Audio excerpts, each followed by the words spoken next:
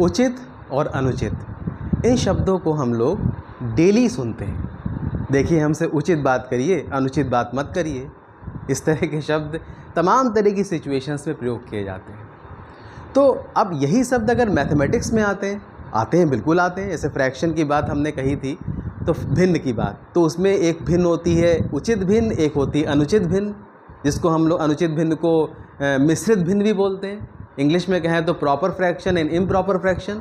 कई बार बच्चों से पूछिए तो कहेंगे प्रॉपर फ्रैक्शन क्या होता है? If numerator is less than the denominator then that fraction is called the proper fraction, and if numerator is equal to denominator और numerator is greater than the denominator then the fraction is called the improper fraction. ये अनुचित भिन्न। तो ये उचित अनुचित इसमें क्यों प्रयोग किया गया? कभी आपने समझा उचित क्यों कहा गया? ऐसे मान लिया मैं एक फ्रैक्शन लूँ जिसमें numerator is less than denominator है, 2/7।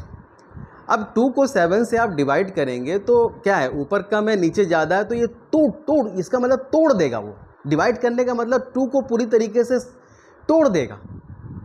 कितने भागों में है ना? 2/7 है, 7 भागों में इसको तोड़ देगा। अब अगर मैं बात करूँ जैसे कोई फ्रैक्शन है 5/2, अब 5 बड़ा है 2 छोटा है, तो क्या होगा? 5 को एकदम तोड़ पाएगा?